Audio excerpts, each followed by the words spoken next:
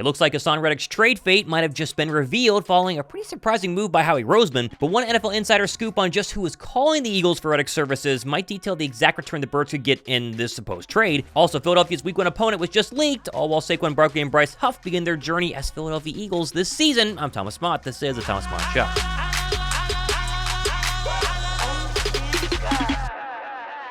Well, yesterday, we got a little glimpse into Jalen Hurts' offseason workout plan, and now today, A.J. Brown has graced us with a look at some of his training as he tries to add that extra step of explosiveness to what is basically a complete game as wide receiver 1 in Philadelphia.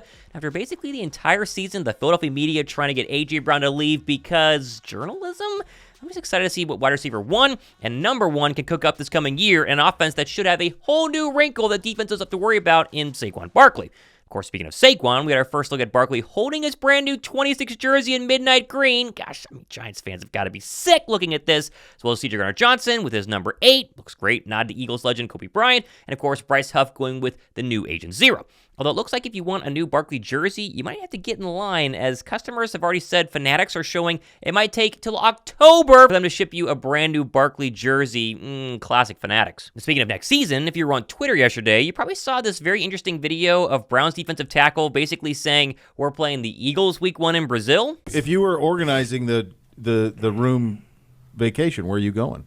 If you're the party planner. I mean, if we're doing a cruise, what if everything's on the table? Anything's on the table. We're playing in Brazil this year, so we could do a Rio. Trip. Yeah, just a little Rio trip out there. And while it sounds pretty convincing, it's not necessarily guaranteed, as Browns insider Brad Strainbook tweeted last night that while the rumors may become true, I'm told the Browns have not heard from the league on an official potential game in Brazil. I'm also told the Eagles have not been told anything about an opponent yet. The Cleveland Browns' Mo Hurst going around was from last week as he signed his contract to return to Cleveland. He was going off the Peter King report. And of course, that Peter King report was from a while back where King said he's feeling good about the Browns versus Eagles in Brazil on September 6th. Now, I read this as technically the NFL hasn't told anyone that it will be Browns versus Eagles on that opening Friday night. They also haven't told them it will not be Browns versus Eagles. I'm pretty sure it will be, but that podcast clip was not like an official announcement or a leak, as some people have been saying on Twitter.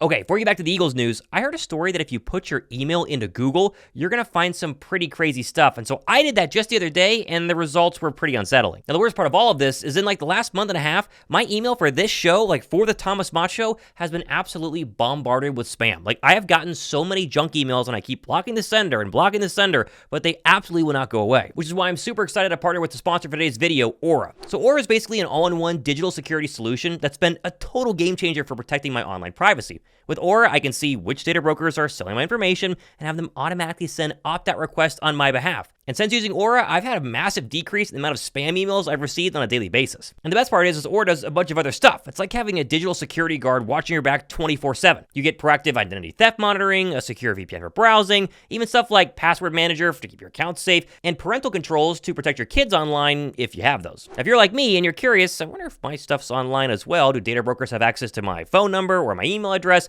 You can try Aura out completely free for 2 weeks. Use my link down below in the description box, Aura.com/Thomas Mott. Just throw it up into Google and check out Aura today. Now, speaking of leaks, looks like the Eagles have tipped their hat on what they're going to do with Haason Reddick in the coming weeks, as ESPN's Jeremy Fowler reported late last night in a tweet saying the Eagles are moving Haason Reddick's $1 million roster bonus, originally due March 15th to April 1st, per sources. This, in theory, buys Philly more time for potential trade before having to pay the money.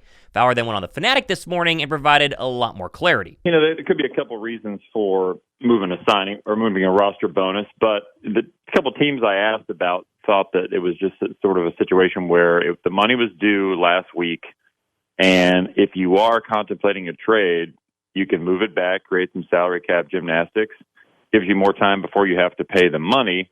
So that's why I said, in theory, it gives them some wiggle room on the trade where they wouldn't have to lock into that $1 million just yet. But maybe could be some other reasons for that. Maybe the player wants that. There maybe it's something salary cap related. But I imagine that it has something to do with a potential trade, given the signing of Bryce Huff, bringing Josh Sweat back. Haason Reddick has been looking for a new contract, so it would be tough to keep him and do a new deal for him along with the 2 other pass rushers you have.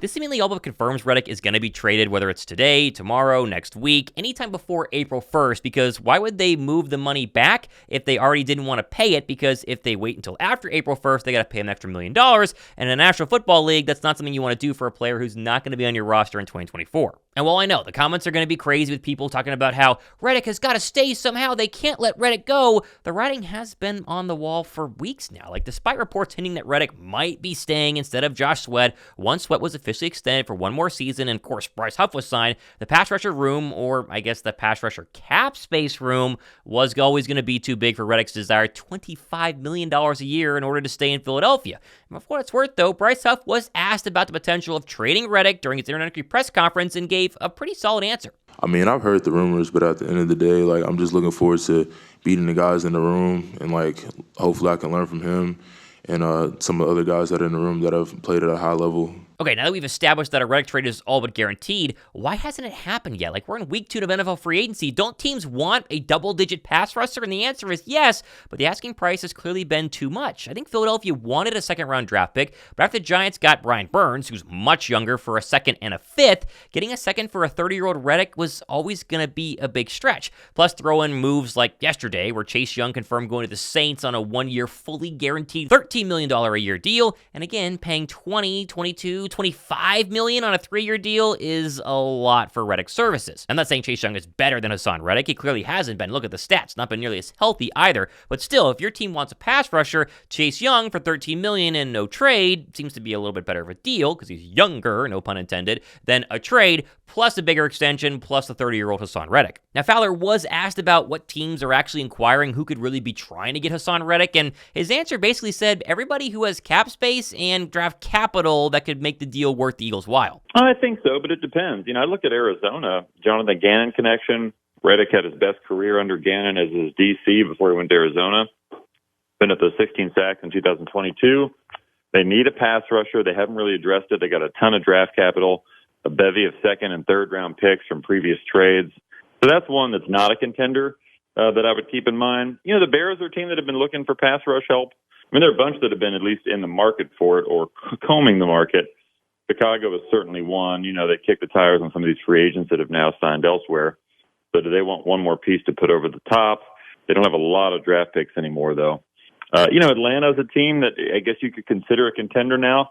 They have the 8th overall pick, could take a pass rusher there, but they need some help off the edge. So those are some that come to mind, and they're varying degrees of contenders at this point. It doesn't necessarily have to be a Super Bowl type team. Now, all of Philadelphia, including myself, we're starting to kind of settle in the idea that Kenney Pickett's going to be the Birds' backup quarterback in 2024, despite the fact that a lot of people, and I mean a lot of you in the comment section, wanted Justin Fields.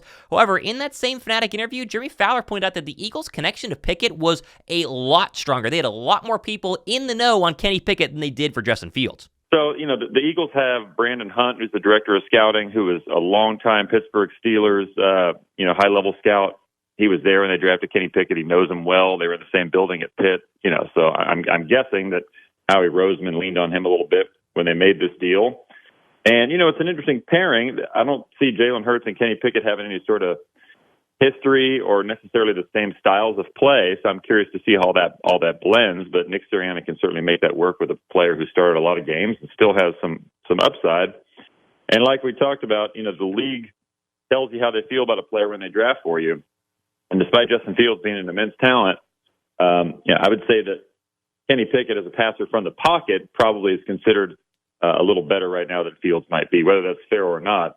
But Pickett had value in that regard. If there are two things about the Pickett trade that make a lot more sense than the Fields trade, other than the fact that Pickett's going to be way cheaper over the next 2 years to be a backup quarterback than what you would have to pay Justin Fields following the final year of his rookie contract, one is the fact that you now have a very serious backup quarterback during training camp. And while you don't necessarily need a training camp arm, it helps when you have a lot of young receivers, a lot of young offensive weapons, and young defenses to go up against the twos in practice and have a competent quarterback. Like last training camp, Marcus Mariota was awful all the reports said, all the eyewitnesses said Mariota was absolutely terrible, and that weighs on a defense because they're not getting, pushed as much as they should, especially the twos, the younger players, maybe a younger corner in the draft, and it weighs on the young offensive players as well. You're trying to make the team as a receiver, and Mariota can't get you the football, and that's probably frustrating for them. And so Pickett, while not perfect, he still makes a ton of sense if you want to have a great camp arm and a really knowledgeable backup quarterback for very, very cheap to be there in case the worst were to happen with Jalen Hurts. We have plenty more stuff happening the next couple of days and weeks, including a look at Devontae Smith's contract situation and why they haven't extended Smitty. That's going to be on tomorrow's show. And of course, staying alert, making sure we're ready in case a Reddick trade were to happen. I think Atlanta's probably the leader in the clubhouse. They need pass rushers, even if they have,